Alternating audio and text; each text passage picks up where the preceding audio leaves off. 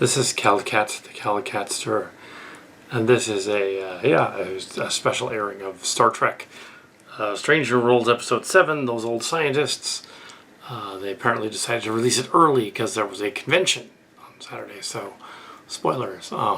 It's the crossover between the Lower Decks, the Silly Trek, and Strange New Worlds, so it's literally Strange Worlds meets Strange New Worlds, but it includes a sort of Calicat-like Orion. That was funny. But yes, yeah, for some reason the video is kind of doing weird stuff there. Yeah, I'm not sure why that is. Anyway, I guess it adds to the mystique of it. There's a time portal. It's called the Portal because they're doing time portals from Star Trek, but they're also doing all Transformers Mush lexicons. There were 2 episodes about portals a year ago, so they're familiar with us. So they're like, yeah, let's do that. Let's do a portal episode. Let's do an episode where the twist is that it's literally lexicons, but in only 40 minutes, but with humans instead of Transformers. No, not exactly, but Transformers lexicons. It isn't really, but it's close. So close that they probably were familiar with it. It's directed by Jonathan Frakes.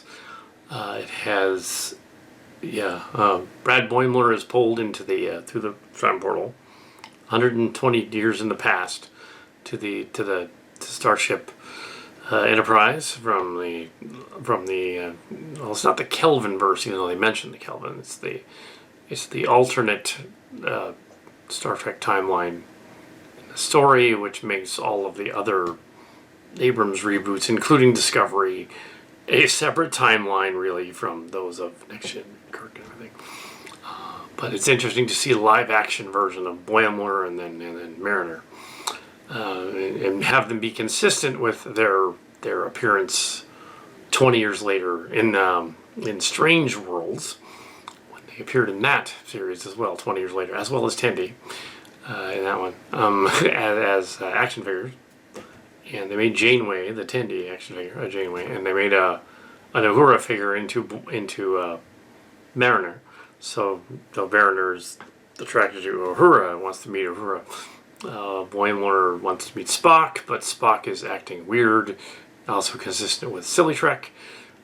Strange Realms. They're aware of the Cillian Realms, and they don't do script submissions, and they don't do pitches, but it certainly is interesting that they clearly are cribbing from our parody of them, which is surreal, and Transformer parody as well. So here we have him on the ship and jokes and things, and Spock laughing, and apparently he shagged Chapel, and Brad Boimler can tell, which is funny. There is they need to worry about like affecting the timeline. The Cillian Realms. It literally is.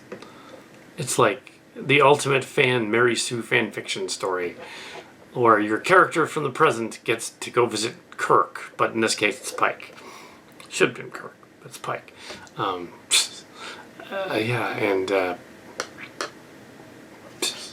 They did animated credits and stuff, and they did an animated gag at the end. I think that the Romulan, the Orion Ale is turning them animated as sort of a gag. It's funny, good episode. It has, I wonder what the Lower Decks episode they're coming next. The 4th season's coming next. And we'll see what they do with the crossover the other way. How does that affect that timeline? Are they going to cross over there as well, or is this the crossover? Or is there another one in that season? But yeah, to be fair, we didn't really get permission from Coolfire. We got permission from the other guys for the experiences book. So this is sort of, McMahon was aware of some of that as well, somehow, and he did a story where Boimler is basically that character, that Star Trek enthusiastic Star Trek fan. He's basically spoofing that guy. That is who he's supposed to be. It's that guy in the story, so it's tied back to it. And Hot Spock. I don't know if he's Hot Spock. That's kind of silly. No. Ooh, Hot Spock.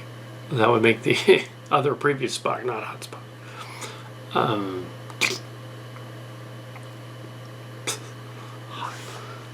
Ooh, yeah, he's not a sex symbol. He really isn't. Nimoy, he kind of was, but not this guy. Yeah, the ladies wanted Spock back in the day. That was a KS thing. Also, this story, like it back to those classic books. Mariner Holbreath and Anna McIntyre again. And, yeah. And Jonathan Frakes has a way with the actors that makes them...